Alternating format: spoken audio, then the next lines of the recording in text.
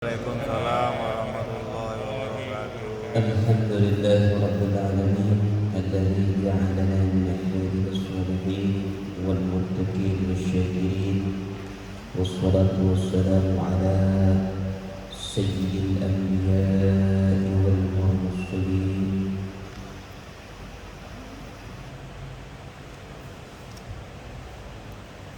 أشهد أن لا إله إلا الله وحده لا شريك له وأشهد أن محمدا عبده ورسوله لا نبي بعده اللهم صل وسلم على سيدنا محمد وعلى آله وأصحابه أجمعين وقال الله تعالى رب اشرح لي صدري ويسر لي أمري واحلل عقدة من لساني يفقهوا قولي أما بعد. Alhamdulillah, malam ini kita masih bersama-sama duduk bersama,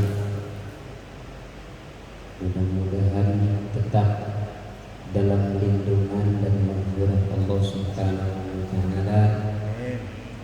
Dengan itu mari sama-sama kita panjatkan puji syukur kehadirat Allah Subhanahu wa taala yang banyak memberikan anugerah nikmat kepada kita semuanya,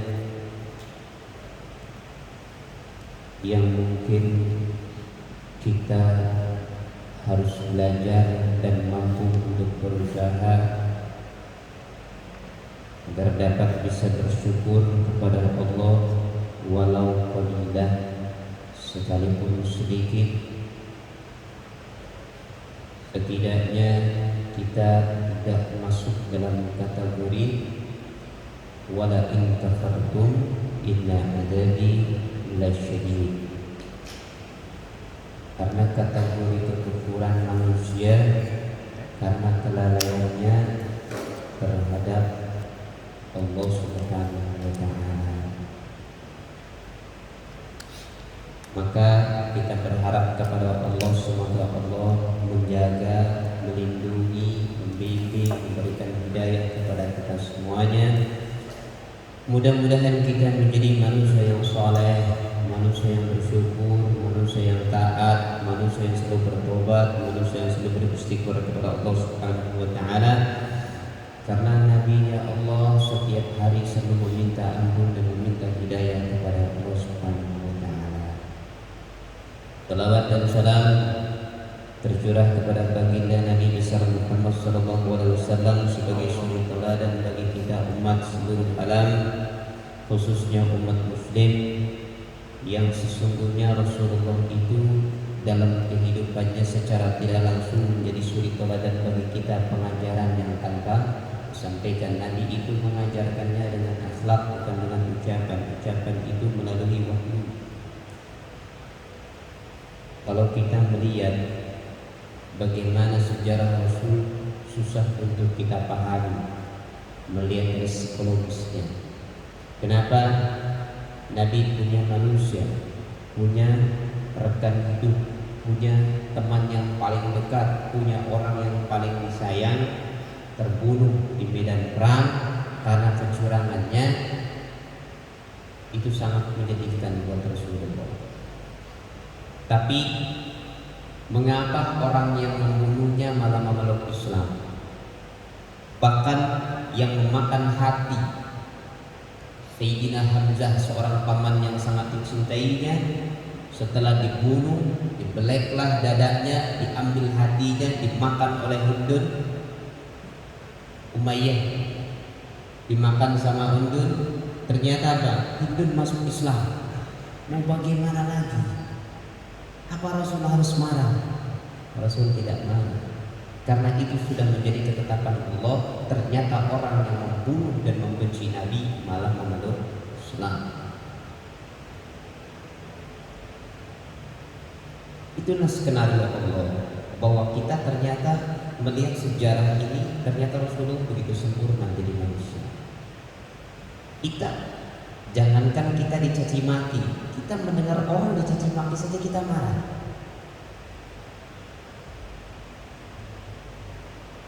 Sayyidatina Fatimah Zahra, di saat hari di mana hari itu untuk hari kemenangan Islam, hari raya Idul Fitri, di mana orang tua harus membahagiakan anaknya, mereka tersenyum. Sayyidina Ali bin Abi Thalib, Sayyidina Husain dan Hasan, kemudian Sayyidatina Fatimah, di malam hari mereka membagikan gandum yang sangat bagus kepada masyarakatnya.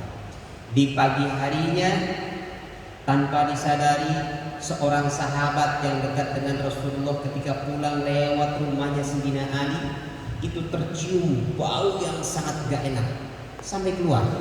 Ternyata dilihatnya itu Sayyidina Ali, Sayyidina Hasan dan Husain, Sayyidatina Fatimah sedang makan gandum basi yang tercium sampai keluar. Padahal gandum yang paling bagusnya sudah dibagi-bagikan, gandum basinya dia makan sama anak-anaknya. Lalu dilihatlah oleh sahabat, mereka makan dengan senyuman dan bahagia, tidak merasa dia makan gandum basi. Apa yang terjadi? Seorang sahabat ini melaporkan kepada Rasulullah dengan tetesan air mata yang tidak sanggup untuk melihat dan menceritakan kepada Rasulullah. Ya Rasulullah, pulanglah, lihat cucumu dan anakmu. Apa? Sahabat tidak berani menceritakan. Setelah Rasulullah baru pulang, menuju ke rumah Aisyah, ke rumah Sayyidatina Fatimah Zahra. Baru dekat rumahnya, belum sampai pintu rumah, itu bau itu tercium oleh Rasulullah. Melihatnya dengan bahagia mereka merasa tidak makan yang basi. Rasulullah tidak tega, menangis. Akhirnya Rasulullah berdoa kepada Allah, ya Allah, saksikanlah ini keluargaku, saksikanlah keluargaku yang seperti ini, dan aku menjadi saksinya di hadapanmu ya Allah. Jadikanlah keluarga ini sebagai penduduk surga, dan jadikanlah surga milik mereka. Ini contoh sejarah ini yang kita pahami hanya cerita, tapi bagaimana psikologis dia kita nggak tahu. Betapa hebatnya mereka, karena mereka ini bukan seorang nabi, tapi keluarga nabi seperti ini. Apa yang harus kita pahami? Suri tauladan ini minimal kita paham cerita ini bukan sekedar cerita, tapi mempelajari bagaimana perasaan seorang ketika merasakan seperti itu. Jadi wajar suri tauladan sebagai buat kita ini adalah para ulama yang mampu untuk mengikuti Rasulnya. Rasul sebagai contoh untuk seluruh alam semesta, turun temurun kepada sahabat, tabi'in, terus sampai ke bawah kepada ulama. Karena kita tidak bisa melihat Nabi itu terlalu jauh contoh kita, jauhnya luar biasa. Kita nggak sanggup, jangankan ngikut Nabi, ikut sahabat aja kita nggak sanggup, jangankan sahabat, ngikut para ulama yang sekarang kita nggak sanggup. Ulama sekarang itu luar biasa. Ulama yang mana? Ada yang seperti ini. Ini beberapa ulama yang kita tahu saja. Jadi nggak perlu kita lihat jauh-jauh. Memang hadis ini sebagai pegangan buat kita, Al-Quran sebagai fondasi buat kita. Tetapi yang menuntun Al-Quran dan hadis ini kan para mereka yang mampu untuk memegang hadis ini. Ini saya dapat antara hadis sahih, hadis hasan, sama hadis dhaif. Saya ambil hadis dhaifnya saja. Kalau sahih itu sudah pasti mutawatir. Hadis hasan itu tingkatan yang kedua, masih sahahahu. Tapi kalau hadis dhaif yang tidak banyak digunakan oleh para ulama, yang banyak orang tidak menggunakan kehawaritannya, ternyata hadis dhaif ini salah satu sejarahnya. Karena hadis itu aslinya suci, aslinya benar, cuman yang membawa ini yang dhaif. Yang dhaif itu bukan hadisnya, yang membawanya itu dhaif. Jadi hadisnya tetap benar. Jadi suatu ketika Sayyidina Abu Bakar biasa kalau maghrib itu kan berangkat sholat. Pada saat itu rata-rata sahabat itu tidak ada yang tidak hafal hadis sekalipun hanya beberapa. Pada saat itu ada seorang perawi hadis, dia kalau mau maghrib biasa masukin ayam ke kandang. Tapi ternyata ayam ini susah banget dimasukkan. Akhirnya dia tangannya mengepel begini, nggak ada makanan tapi mengepel aja. Karena dia pengen sholat berjamaah sama Nabi Muhammad. Dia berbohong. Untuk berbohong apa? Ayam. Ayam ini dekat, dikira ada makanan, ditangkap. Ternyata kejadian seperti ini dilihat oleh Sayyidina Abu Bakar Siddiq. Lalu ditanya, "Mafian?" Ibu nggak ada. Langsung habis itu dia diputus, nggak boleh menjadi perawi hadis lagi karena sudah bohong sama ayam. Jadi perawi hadis itu benar-benar suci, nggak boleh salah sedikit pun. Dan akhlaknya, apalagi dari ucapannya, nggak boleh bohong sekalipun untuk kebaikan. Berarti hadis itu tidak sembarangan. Ini doib yang saya tahu bagian atau diantaranya kenapa menjadi doib. Imam Bukhari itu hidupnya masanya bukan masa tabi'in. Kalau tabi'in itu setelah sahabat tabi'in, setelah tabi'in, tabi'in. Imam Bukhari tabi'in. Karena beliau muridnya Imam Syafi'i hidup di tabi'in. Nah, Imam Bukhari berguru kepada Imam Syafi'i, dia masanya di masa tabi'in. Kalau tabi'in itu Imam Maliki bertemu dengan sahabat. Karena Imam Syafi'i gak ketemu sahabat, ketemunya Imam Maliki, maka masuk dalam kategori tabi'in, pengikutnya tabi'in. Imam Bukhari dia ikut Imam Syafi'i, jadi jauh sama Nabi.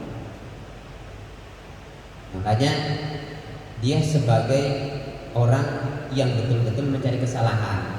Salah satunya misal Imam Bukhari itu dalam cerita kitabnya, dia hanya melihat cacat orang yang perawi hadis. Oh, ini masih membawa hadis nih, dilihat. Oh, ternyata dia ludah sebelah kiri, ludahnya sebelah kanan, jadi cacat, doi. Gara-gara cuma ludah kanan, doi, nggak boleh. Nabi kan kalau ludah sebelah kiri. Ada juga pada saat itu seorang imam, dia ngapain? Torah terus nempel di tembok, dicatat, doi. Itu seperti itu sejarah-sejarahnya. Jadi antara hasan, sahih sama dhaif itu salah satu di antara. Bismillahirrahmanirrahim. Rasulullah bersabda, An Abdullah ibni Umar radhiyallahu anhu, an Nabi sallallahu alaihi wasallam qala, al-muslimu man sallama al-muslimun min lisanihi wa yadihi wa man wal muhajiru man hajara ma nahallahu anhu, rawahul Hakim. Jadi seorang muslim, kriteria seorang muslim di dalam hadis ini dinyatakan man sallamal muslimun min lisanihi wa yadihi, yang peduli, yang selalu bergaul, menjadikan mereka saudara bukan sebagai musuh. Terus ta'awanu 'alal birri wat taqwa, mengajak dalam kebajikan dengan memberikan contoh. Tidak memerangi, tidak memusuhi. Itu al-muslimu man sallamal muslimun. Dengan lisannya dia sampaikan kata-kata yang baik, dengan dirinya dia berperilaku yang baik kepada sesama Islam. Karena salah satu orang yang masuk surga adalah mereka yang tidak pernah memusuhi kepada muslim yang lainnya. Tapi kalau dia masih memusuhi, dosanya akan ditangguhkan oleh Allah Subhanahu wa taala. Itu diantara salah satu penghuni surga karena masih punya masalah.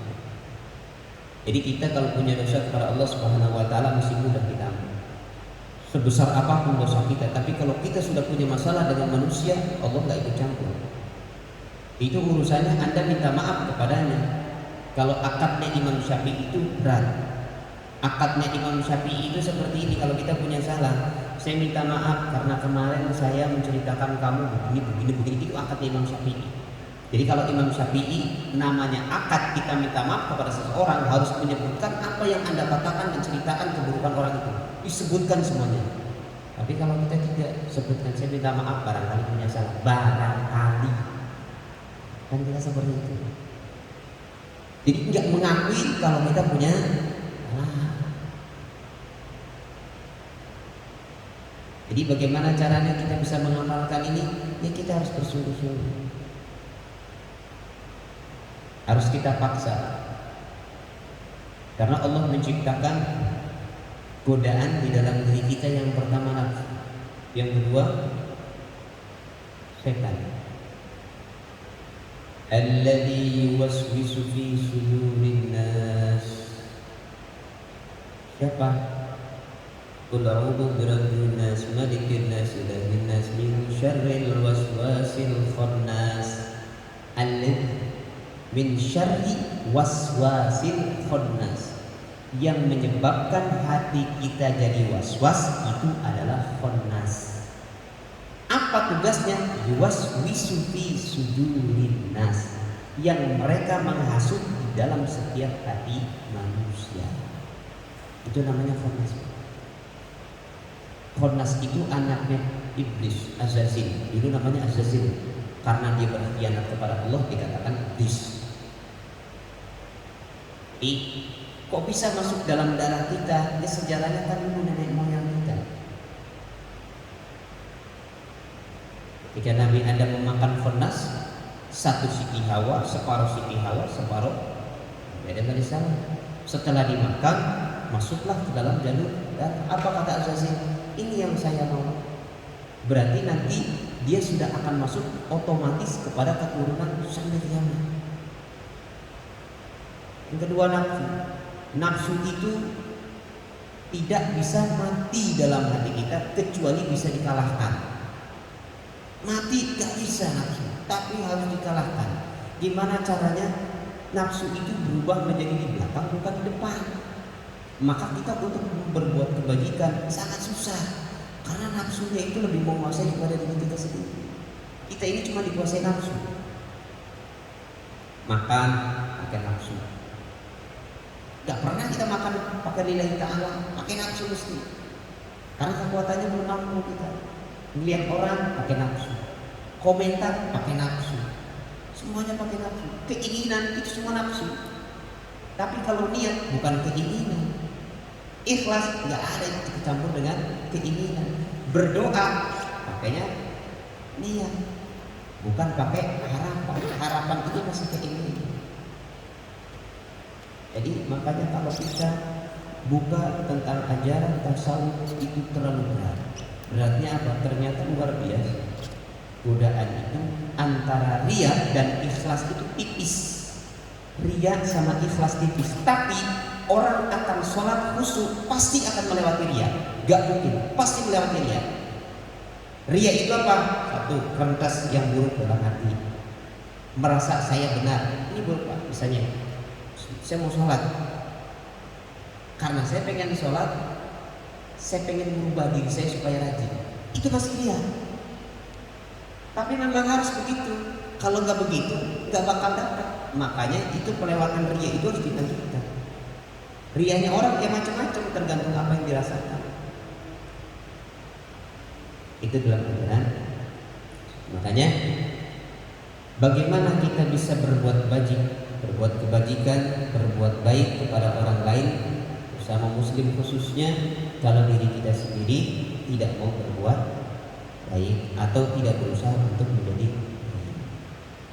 kita melakukan kebajikan dengan akal pikiran kita, dengan hati kita, dengan ucapan kita. Semua programnya adalah hati. Ada satu gumpal darah, bila satu gumpal darah itu rusak, maka rusak seluruhnya. Bila baik maka baik semuanya. Apa itu hati? Jadi pusatnya ke dalam hati kita masing-masing. Kemudian al-muhajiru man hajara ma nahallahu anhu. Ini yang berat. Mampukah kita sudah berhijrah dalam arti meninggalkan larangan Allah? Betul. belum bisa. Kita nggak mungkin lepas itu. Larangan Allah itu banyak. Yang kita sadari, yang kita nggak paham, atau yang kita sadar. Mungkin yang sadar sedikit, yang kita paham sedikit. Yang nggak paham banyak, banyak banget. Yang pertama, kita banyak berdusta kepada Allah. Apa? Banyak. Nikmat Allah itu kan banyak. Bisa nggak kita ngitung? Gak usah dikasih urusan, gak usah dikasih. Nikmat mata, kita meleknya mata buat apa aja? Itu nikmat mata. Sepanjang mata itu bisa melihat, itu nikmat. Sepanjang mata melek dari pagi hari, itu nikmat. Itu baru bicara kata-kata. Orang kalau buta mana-mana. Pendengaran itu baru hitungan mata. Itu mata itu akan ditanya sama Allah, apa yang Anda gunakan ketika hidup mata? Kaki ini akan dipertanyakan. Nanti kita melangkah. Bumi ini pernah berkata kepada Allah Subhanahu wa taala, "Ya Rabb, aku tidak pernah ridho andai kata ada hambamu yang menginjak kepada bumiku, menginjak kepada bahuku, tapi engkau bermaksud kepadamu, aku tidak pernah ridho.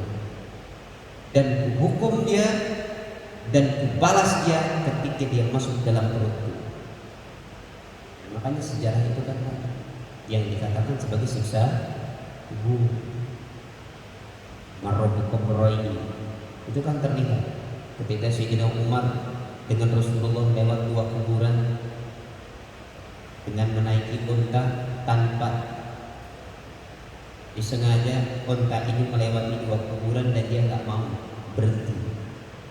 Apa yang terjadi Rasulullah? Sayyidina Umar bertanya, "Ya Rasulullah, kenapa engkau turun diam saja?" Setelah itu Nabi sejenak berdoa. Setelah doa dia tanamkan untuk pohon. Ditanya lagi, "Kenapa ya Rasulullah?" Rasulullah terdiam. Setelah jalan baru diceritakan sama Nabi. Yang satu tukang mabok sedang disiksa. Yang satu lagi kalau kencing sembarangan atau enggak hadas, dia tidak mencebok atau membersihkan. Dua-duanya sedang disiksa. Kenapa kau tanam pohon? Pohon ini akan meringankan siksanya karena dia berdoa kepada Allah Subhanahu. Jadi ternyata percaya tidak percaya, ya kita hadis Nabi harus yakin kepada Allah Subhanahu wa taala. Itu semua menjadi skenario Allah Subhanahu wa taala. Orang jahat sama orang baik itu pasti ada di dunia. Kalau nggak ada, tugasnya orang baik ngapain? Orang kaya sama orang miskin mesti ada. Kalau nggak ada orang miskin, orang kaya ngapain mau sedekah? Mau ke siapa kalau orang kaya semua? Ibadah nggak kuat, sedekah orang kaya semuanya, semua siapa? Orang miskin itu adalah wasilah buat orang kaya menjadi mulia. Orang baik itu akan menjadi mulia ketika dia mendamaikan sesuatu yang jahat. Jadi bukan ngomporin namanya, tapi memperbaiki. Siapa orang baik itu? Ya kita nggak ngerti siapa. Kalau merasa dirinya baik silahkan seperti itu. Kalau kita nggak mampu untuk mendamaikan, pakai doa. Nggak perlu komentar. Komentar itu bukan hak kita. Kan lucu Pak. Kita ngeliat di televisi, nggak disuruh komentar, kita komentar, lucu kan? Lucu. Dibilang orang gila, ya betul gila. Karena nggak disuruh komentar, kita komentar sendiri. Melihat berita, melihat baca, komentar sendiri, nggak disuruh komentar loh. Kan adanya pertanyaan, lalu Anda jawab. Bagaimana Anda bisa jawab? Pertanyaannya nggak ada. Secara tidak langsung apa bedanya? Kita ngobrol bukan depan TV, ngobrol sendiri. Apa bedanya dengan orang gila? Sama. Oh mungkin orang gila berbicara, mungkin kita nggak lihat yang lihat. Kita ngeliat televisi, kan ngeliat doang, tapi komentar. Kalau nggak mampu, jangan dilihat. Betulnya akal kita ini sehat apa enggak gitu sebenarnya? Harusnya akal yang sehat, dia akan berpikir jernih. Nabi itu tidak pernah menjawab kalau tidak ditanya. Logikanya kan seperti itu. Di sekolah pun, dimanapun orang kalau nggak ditanya, mesti diam. Cuman kadang-kadang kita lebih dahulu mengikuti hawa nafsu diri kita sendiri, makanya tidak terkontrol. Nafsu itu luar biasa. Nafsu itu hanya makhluk yang paling susah taat kepada Allah, cuma nafsu. Semuanya gampang, tapi kalau nafsu ini luar biasa. Nah, musuh kita yang nyata siapa? Aduwwum mubin. Siapa? Syaitan. Musuh kita yang nyata itu jelas-jelas setan, bukan manusia. Manusia itu cuma dijadikan supaya kita lebih baik. Kalau misalnya ada orang seperti ini, apa tugasmu? Kan tadi ya, di zaman Nabi ini banyak orang yang jahat. Khalid bin Walid, waktu Nabi terkepung hampir meninggal, itu karena gara-gara Khalid bin Walid. Tapi ternyata Khalid bin Walid masuk Islam. Jadi serba salah. Dulu yang membunuh paling disayang, ternyata orangnya masuk Islam. Jadi musuhnya Nabi, permasalahan Nabi itu cuma satu. Siapa? Abu Lahab. Karena Abu Lahab tidak suka dengan Nabi Muhammad, makanya dia bikin isu untuk mencemooh Nabi. Dia bikin provokasi, akhirnya seluruh kota Arab membenci Nabi tanpa mengenal Nabi siapa. Karena isu provokasi ini, padahal masalahnya itu ada di pamannya Abu Lahab. Karena mereka dihasut, akhirnya orang-orang jadi benci kepada Nabi Muhammad. Bilal bin Rabah kata Nabi Muhammad, akhirnya masuk Islam. Ternyata enggak seperti apa yang diceritakan. Artinya seperti itu. Jadi yang tahu persis masalah ini hanyalah Rasulullah dengan orang yang berkaitan. Cuma itu saja. Rasulullah nggak mungkin cari celah karena seorang Nabi yang sabarnya luar biasa. Oh itu orang, itu kan Nabi Muhammad. Justru itu karena Nabi dijadikan suri tauladan bagi kita, maka patut buat kita untuk mengikuti akhlaknya. Jadi kalau kita pengen jadi umat Nabi Muhammad, ikutilah ajaran Nabi dan ikutilah akhlak Nabi. Karena ketegasan itu bukan kekerasan. Tegas itu pasti dengan kebenaran dan kelembutan. Nabi itu tegas dalam hukum, tidak akan keluar dari Al-Quran, tapi cara Nabi lemah lembut. Jadi jangan samakan tegas sama keras. Tegas dalam hukum, cara Nabi lemah lembut.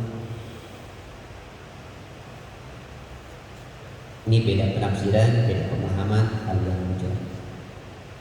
Mudah-mudahan kita mampu menjalankan apa yang dilakukan Allah Subhanahu wa taala dan apa yang diperintahkan Allah Subhanahu wa taala, karena memang kita sebagai manusia yang letaknya lupa dan lalai. Al-insanu maful khata wa nisyan, tetap salah adalah milik kita, kebenaran hanya milik Allah Subhanahu wa taala. Maka kita disuruh Allah suruh memperbanyak istighfar kepada Allah Subhanahu wa taala. Janganlah jadi manusia yang angkuh untuk dirinya di hadapan Allah, karena hakikatnya manusia adalah lemah dan tidak memiliki apa-apa. Wallahu akhrajakum min butuni ummahatikum la ta'lamuna syai'a. Karena manusia diciptakan oleh Allah Subhanahu wa taala tidak memiliki kekuatan apapun, hanya kelemahan yang dimilikinya, kecuali Allah yang menguasai dari apa yang kita rasakan dan kita nikmati. Al-Fatihah. A'udzu billahi minasy syaithanir rajim. Bismillahirrahmanirrahim. Alhamdulillahi rabbil alamin. Ar-Rahmanir Rahim. Maliki yaumiddin. Iyyaka na'budu wa iyyaka nasta'in. Ihdinas siratal mustaqim. Siratal ladzina an'amta 'alaihim ghairil maghdubi 'alaihim waladdallin. A'udzu billahi minasy syaithanir rajim. Bismillahirrahmanirrahim. Assalamu alayka ya Rasulullah. Assalamu alayka ya Habiballah. Assalamu alayka ayyuhan nabiyyu wa rahmatullahi wa barakatuh. Assalamu alayna wa ala ibadillah shalihin. Astaghfirullahaladzim. Astaghfirullahaladzim. Astaghfirullahaladzim. الذي لا إله إلا هو الحي القيوم وأتوب إليه من جميع المعاصي والذنوب. أشهد أن لا إله إلا الله وأشهد أن محمدا رسول الله. أشهد أن لا إله إلا الله وأشهد أن محمدا رسول الله. أشهد أن لا إله إلا الله وأشهد أن محمدا رسول الله. إن الله وملائكته يصلون على النبي يا أيها الذين آمنوا صلوا عليه وسلموا تسليما. اللهم صل على سيدنا محمد وعلى آل سيدنا محمد. اللهم صل على سيدنا محمد وعلى آل سيدنا محمد. اللهم صل على سيدنا محمد النبي الأمي وعلى آله وصحبه وسلم. وقبل أن نشوف قرة بسم الله الرحمن الرحيم بدل قرة سيدنا وحبيبنا وشهدنا قرة عند سيدنا رسول الله محمد بن عبد الله صلى الله عليه وسلم وعلى آله وأصحابه وأزواجه وذريته الكريمين صلى الله عليه وسلم. الفاتحة. أعوذ بالله من الشيطان الرجيم. بسم الله الرحمن الرحيم. الحمد لله رب العالمين الرحمن الرحيم مالك يوم الدين. إياك نعبد وإياك نستعين. اهدنا الصراط المستقيم صراط الذين أنعمت عليهم غير المغضوب عليهم ولا الضالين. آمين. سبحان حضرته ملكة بالملكة بين الرسول والسلام كان بضيف سيدنا النساء نبي الله درس على السلام من شر الله الفاتحة. أعوذ بالله من الشيطان الرجيم. بسم الله الرحمن الرحيم. الحمد لله رب العالمين الرحمن الرحيم مالك يوم الدين. إياك نعبد وإياك نستعين. اهدنا الصراط المستقيم صراط الذين أنعمت عليهم غير المغضوب عليهم ولا الضالين. سبحان الذي الرحيم جميع إخوانه من المرسلين والأولياء والشهداء والصالحين والراشدين سيدنا أبو بكر سيدنا عمر سيدنا علي رضي الله عنهم والصحابة والقرابة من تبع التابعين والمسلمين والمسلمين والمجاهدين في سبيل الله رب العالمين المقربين خصوصا جميع الفضابين وجابين وتارم من الغائب وجميع الله لنسل بشرف في نبي سيدنا صلى الله عليه وسلم وابن بشهد لهم الفاتحة.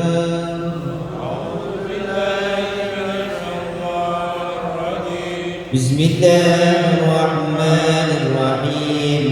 الحمد لله رب العالمين الرحمن الرحيم مالك يوم الدين. إياك نعبد وإياك نستعين. اهدنا الصراط المستقيم صراط الذين أنعمت عليهم غير المغضوب عليهم ولا الضالين. آمين. ثم إلى الله سيدتنا خديجة الكبرى وسيدتنا عائشة رضا وسيدتنا فاطمة الزهراء بنت سيد رسول محمد صلى الله عليه وسلم من الحسن الحسين سيدنا زين العابدين زين العابدين زين محمد الباقر سيد جعفر الصادق سيد منهج الله بن سندي سيد النبي المقدم محمد بن علي ورسوله وقرين زمان روح الحبيب عمر بن عبد الرحمن وصحبه راتب القاسم وشيع عليه وسيع البارس والحبيب عبد الله بن الحداس وحب رد بن الارشاد وصوله مغفرة وسوزان وشيع عبد القادر جيد الله وشيع برد وسوله جل حمد الله وشيع عبد الرباعي وصوله مغفرة وشيع الله الفاتحة. أعوذ بالله من الشيطان الرجيم. بسم الله الرحمن الرحيم. الحمد لله رب الرحمن الرحيم مالك يوم الدين إياك نعبد وإياك نستعين اهدنا الصراط المستقيم صراط الذين أنعمت عليهم غير المغضوب عليهم ولا الضالين.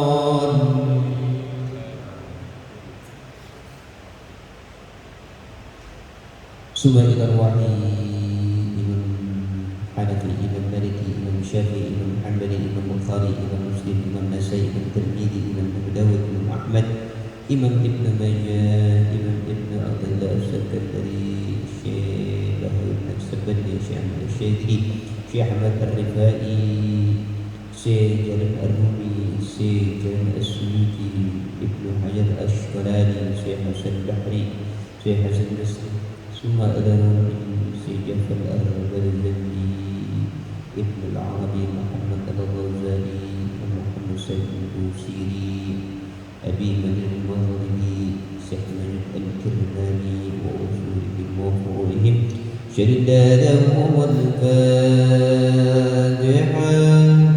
أعوذ بالله من الشيطان الرجيم بسم الله الرحمن الرحيم الحمد لله رب العالمين الرحمن الرحيم مالك يوم الدين إياك نعبد وإياك نستعين اهدنا الصراط المستقيم الذين أنعمت عليهم غير المغضوب عليهم ولا الضالين.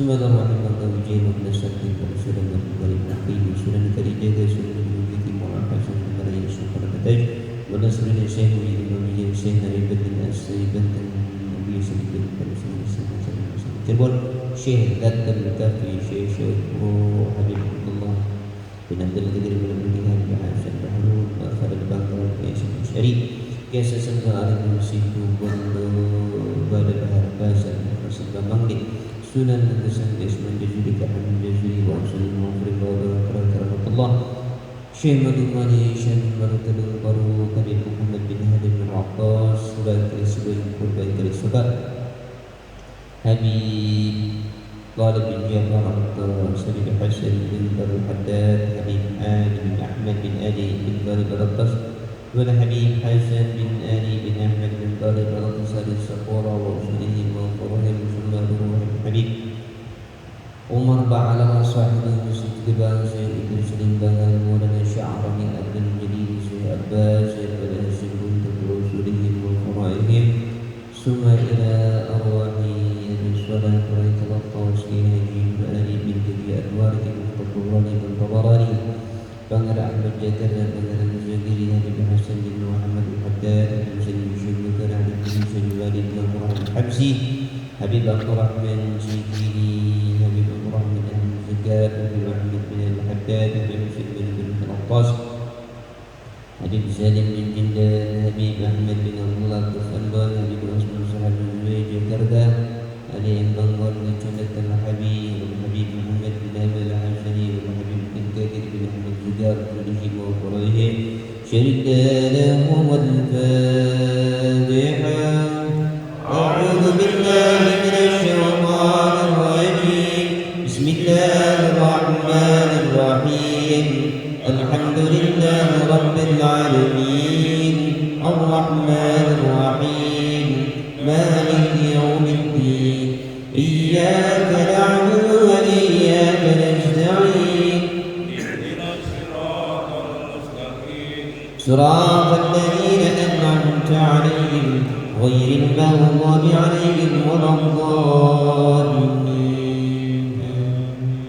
سبحان حضرة الشيخ اسمه لازم جمهوري زمن النبوية بنور كهجي تدور السنرية البدارة من السمية السرية كهجي أهل بشهده الصالح بن محمد التصل محمد بن يحيى أبي عمر بن حبيب عمر بن شهيد بن الحكمي شيخ الكبالي شيخ الكبالي أبا برزين بن مغرب بن دمران بن مقام زيد المسلوكي بن جهد بن رحمن بن الحاشي حبيب علي بن محمد زي حبيب علي بن محمد بن حمزة بن حبيب وصلهم وفرجهم لله الفاتحة. أعوذ بالله من الشيطان الرجيم. بسم الله الرحمن الرحيم. الحمد لله رب العالمين الرحمن الرحيم مالك يوم الدين إياك نعبد وإياك نستعين اهدنا الصراط المستقيم صراط الذين أنعمت عليهم غير المغضوب عليهم ولا الضالين آمين. سبحان الله آبائنا وأمهاتنا وجداتنا وجداتنا وشيخنا ومعلمنا ذوي الحقوق عليهم خصوصا keluarga kita yang sudah meninggal dunia, silakan sebutkan.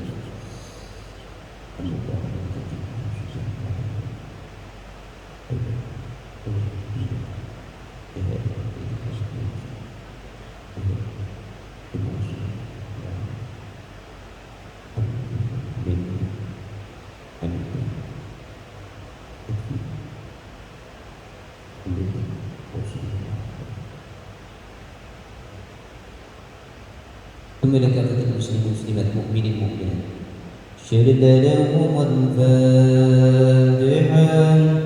A'udzu billahi minasy syaithanir rajim. Bismillahir rahmanir rahim. Alhamdulillahi rabbil alamin. Ar-rahmanir rahim. Maliki yaumiddin. Iyyaka na'budu wa iyyaka nasta'in. اهدنا الصراط المستقيم صراط الذين أنعمت عليهم غير المغضوب عليهم ولا الضالين آمين. ولأصحابنا إخواننا أهلنا أولادنا ذريتنا جارنا ذكر صاحب الولاية خصوصا لمن حضر في هذا المكان المبارك. Sebutkan keluarga kita yang masih hidup, nama kita, istri, anak.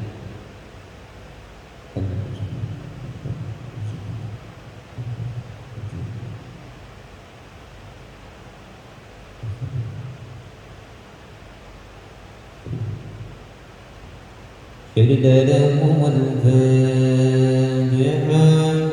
أعوذ بالله من الشيطان الرجيم. بسم الله الرحمن الرحيم.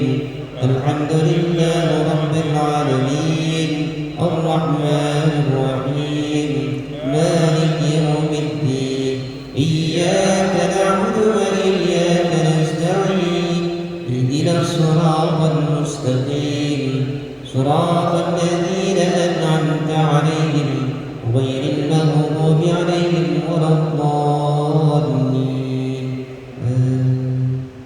Fatihah buat kita semua, keluarga kita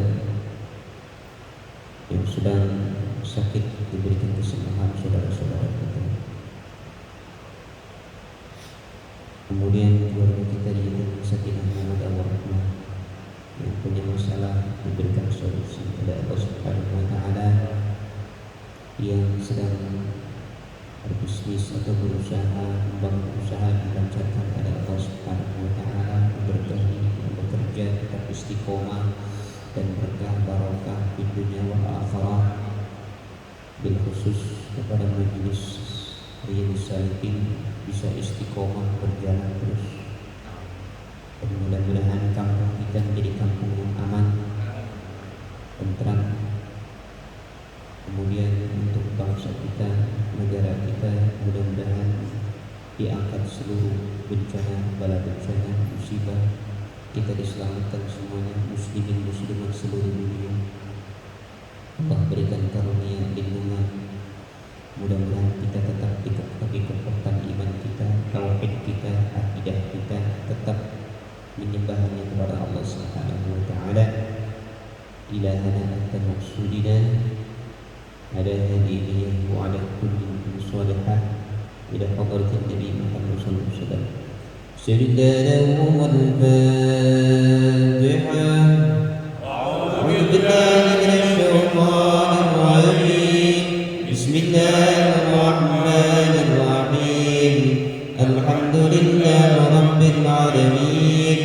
الرحمن الرحيم مالك يوم الدين إياك نعبد وإياك نستعين اهدنا الصراط المستقيم صراط الذين أنعمت عليهم غير المغضوب عليهم ولا الضالين آمين. تقبل الله منا ومنكم تقبل يا كريم. أعوذ بالله من الشيطان الرجيم بسم الله الرحمن الرحيم ياسين والقرآن الحكيم إنك لمن المرسلين على صراط مستقيم تنزيل العزيز الرحيم لتنذر قوما ما أنذر آباؤهم فهم غافلون لقد حق القول على أكثرهم فهم لا يؤمنون إنا جعلنا في أعناقهم أغلالا فهي إلى الأذقان فهم مقمحون وجعلنا من بين أيديهم سدا ومن خلفهم سدا فأغشيناهم فهم لا يبصرون وسواء عليهم أأنذرتهم أم لم تنذرهم لا يؤمنون إنما تنذر من اتبع الذكر وخشي الرحمن بالغيب فبشره بمغفرة وأجر كريم إنا نحن نحيي الموتى ونكتب ما قدموا وآثارهم وكل شيء أحصيناه في إمام مبين وضرب لهم مثلا أصحاب القرية إذ جاء المرسلون إذ أرسلنا إليهم اثنين فكذبوهما فعززنا بثالث فقالوا إنا إليكم مرسلون قالوا ما أنتم إلا بشر مثلنا وما أنزل الرحمن من شيء إن أنتم إلا تكذبون قالوا ربنا يعلم إنا إليكم لمرسلون وما علينا إلا البلاغ المبين قالوا إنا تطيرنا بكم لئن لم تنتهوا لنرجمنكم وليمسنكم منا عذاب أليم قالوا طائركم معكم إن ذكرتم بل أنتم قوم مسرفون وجاء من أقصى المدينة رجل يسعى قال يا قوم اتبعوا المرسلين اتبعوا من لا يسألكم أجرا وهم مهتدون وما لي لا أعبد الذي فطرني وإليه ترجعون أتخذ من دونه آلية إن يردني الرحمن بضر لا تغن عني شفاعتهم شيئا ولا ينجون إني إذا لفي ضلال مبين إني آمنت بربكم فاسمعون قيل ادخل الجنة قال يا ليت قومي يعلمون بما غفرني ربي واجعلني من المكرمين وما أنزلنا على قومه من بعده من جود من السماء وما كنا منزلين إلا صيحة واحدة فإذا هم خامدون يا حسرة على العباد ما يأتيهم من رسول إلا كانوا به يستهزئون ألم يروا كم أهلكنا قبلهم من القرون أنهم إليهم لا يرجعون وإن كل لما جميعا لدينا محضرون وآية لهم الأرض الميتة أحييناها وأخرجنا منها حبا فمنه يأكلون وجعلنا فيها جنات من نخيل وأعناب وفجرنا فيها من العيون ليأكلوا من ثمره وما عملته أيديهم أفلا يشكرون سبحان الذي خلق الأزواج كلها مما تنبت الأرض ومن أنفسهم ومما لا يعلمون وآية لهم الليل نسلخ منه النهار فإذا هم مظلمون والشمس تجري لمستقر لها ذلك تقدير العزيز العليم والقمر قدرناه منازل حتى عاد كالعرجون القديم لا الشمس ينبغي لها أن تدرك القمر ولا الليل سابق النهار وكل في فلك يسبحون وآية لهم أنا حملنا ذريتهم بالفلك المشحون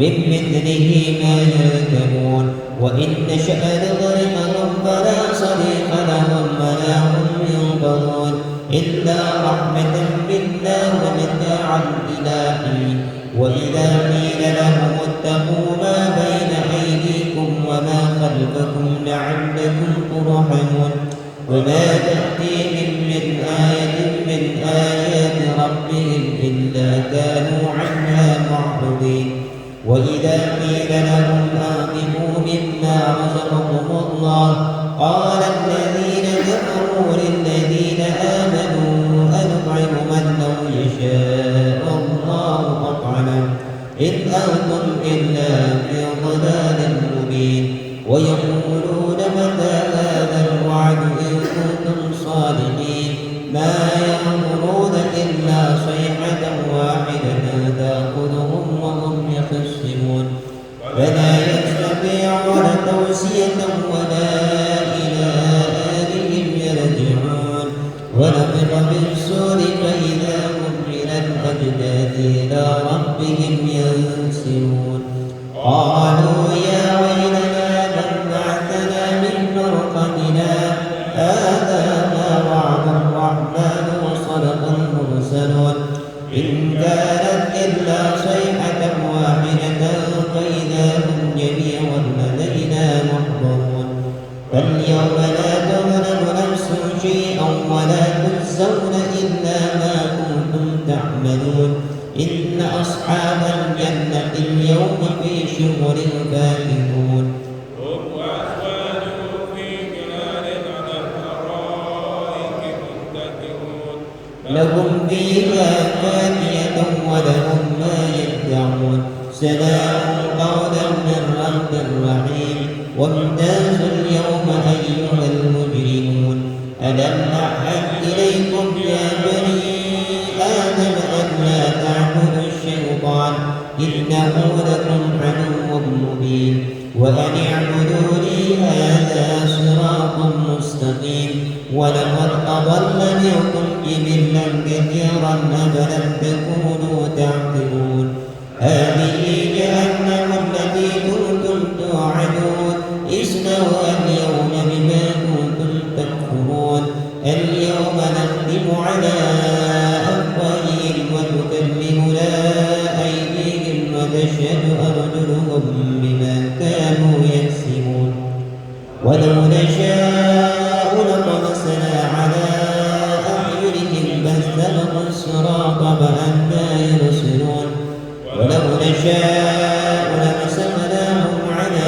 مكانتهم فما استطاعوا مضيا ولا يرجعون ومن نعمره ننكسه في الخلق أفلا يعقلون وما علمناه الشعر وما ينبغي له إن هو إلا ذكر وقرآن مبين لينذر من كان حيا ويحق القول على الكافرين أولم يروا أنا خلقنا لهم مما عملت أيدينا أنعاما فهم لها مالكون وذللناها لهم فمنها ركوبهم ومنها يأكلون ولهم فيها منافع ومشارب أفلا يشكرون واتخذوا من دون الله آلهة لعلهم ينصرون لا يستطيعون نصرهم وهم لهم جند محضرون ولا يحزنك قولهم أولم ير الإنسان أنا خلقناه من نطفة فإذا هو خصيم مبين وضرب لنا مثلا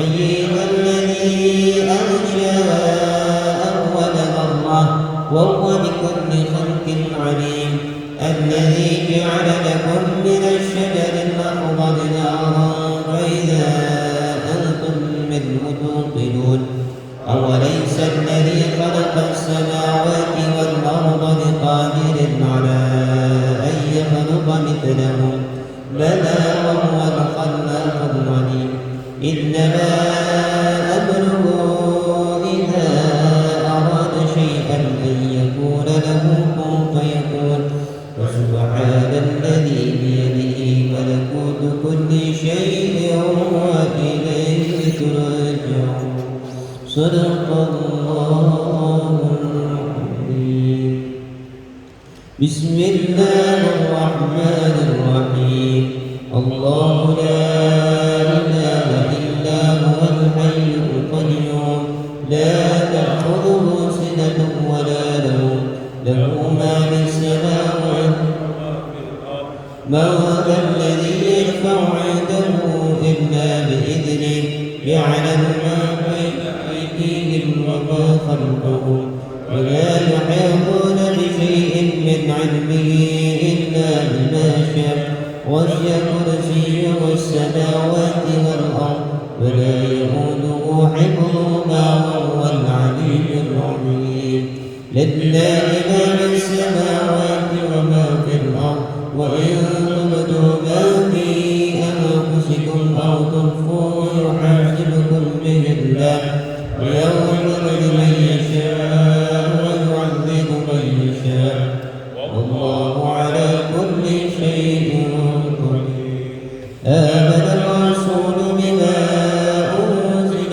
إليه من ربه والمؤمنون كل آمن بالله وملائكته وكتبه ورسله لا نفرق بين أحد من رسله وقالوا سمعنا وأطعنا غفرانك ربنا وإليك المصير لا يكلف الله نفسا إلا وسعها لها ما كسبت وعليها ما اكتسبت ربنا لا تؤاخذنا إن نسينا أو أخطأنا ربنا ولا تحمل علينا إصرا كما حملته على الذين من قبلنا ربنا ولا تحملنا ما لا طاقة لنا به واغفر لنا وارحمنا أنت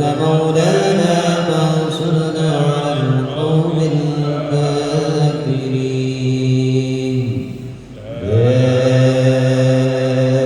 إله إلا الله وحده لا شريك له له الملك وله الحمد يحيي ويميت وهو على كل شيء قدير لا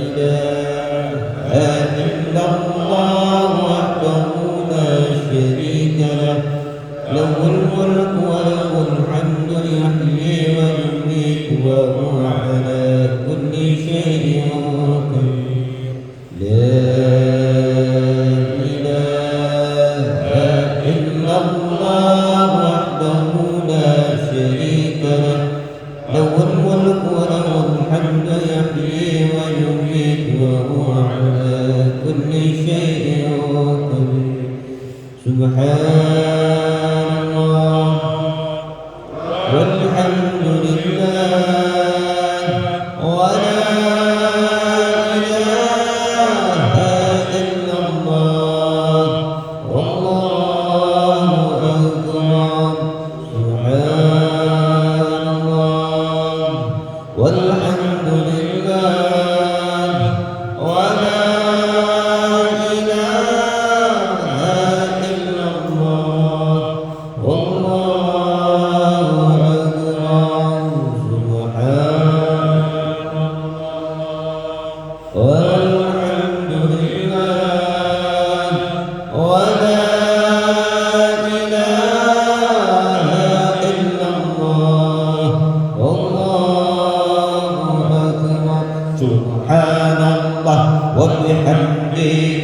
سبحان الله العظيم سبحان الله وبحمده سبحان الله العظيم سبحان الله وبحمده سبحان الله العظيم ربنا اغفر لنا وتب علينا إنك أنت التواب الرحيم ربنا اغفر لنا وتب علينا إنك أنت التواب الرحيم ربنا اغفر لنا وتب علينا إنك أنت التواب الرحيم اللهم صل على محمد اللهم صل عليه وسلم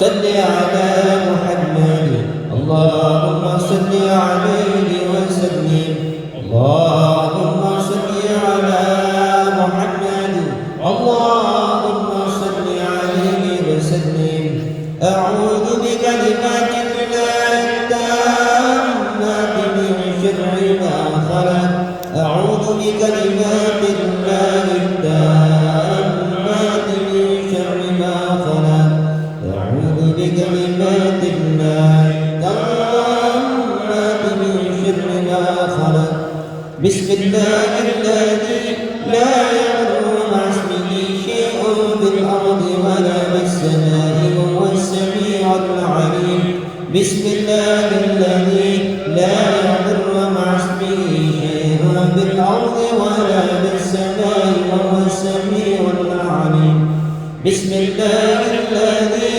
لا يضر مع اسمه شيء في الأرض ولا في السماء وهو السميع العليم رضينا بالله ربا وبالإسلام دينا وبمحمد نبيا رضينا بالله ربا وبالإسلام دينا وبمحمد نبيا رضينا بالله ربا وبالإسلام دينا وبمحمد نبيا ورسولا بسم الله والحمد لله والخير والشر بمشيئة الله بسم الله والحمد لله والخير والشر بمشيئة الله بسم الله والحمد لله والخير والشر بمشيئة الله آمنا بالله واليوم الآخر قلنا إلى الله باطلا وظاهرا بالله واليوم الآخر تبنا إلى الله باطلا وظاهرا آمنا بالله واليوم الآخر تبنا إلى الله باطلا وظاهرا يا ربنا واعف عنا وامح الذي كان منا يا ربنا واعف عنا وامح الذي كان منا يا ربنا واعف عنا وامح الذي كان منا يا ذا الجلال والإكرام أمتنا على دين الإسلام يا ذا الجلال والإكرام أمتنا على دين الإسلام يا ذا الجلال والإكرام أمتنا على دين الإسلام يا قوي يا متين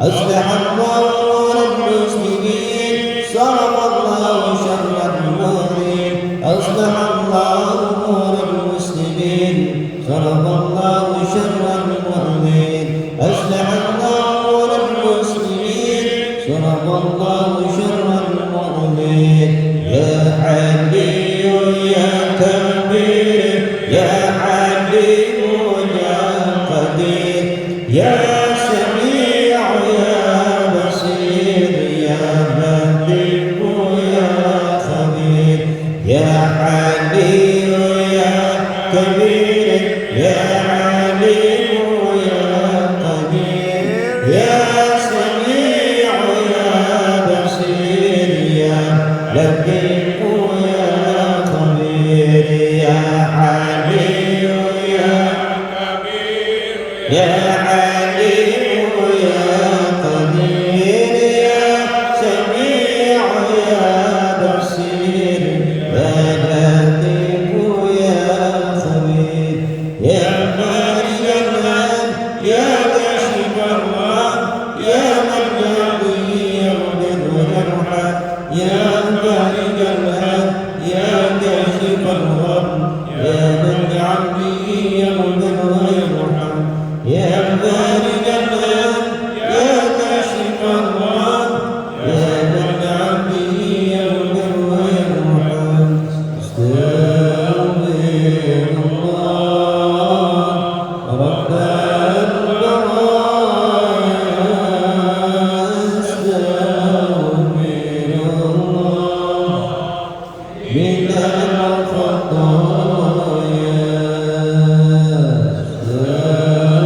أستغفر الله من الخطايا أستغفر الله رب البرايا أستغفر الله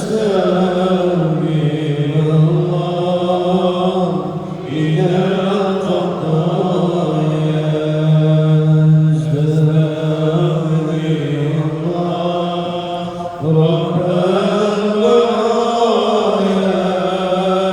أستغفر الله يا خطايا أستغفر الله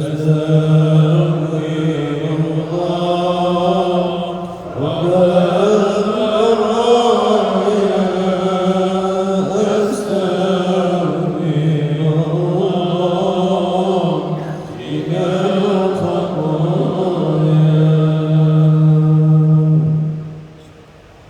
Astaghfirullahaladzim, astaghfirullahaladzim, astaghfirullahaladzim. Ujim muslim-muslimat أفضل الذكر فاعلم أنه لا إله إلا الله لا إله إلا الله لا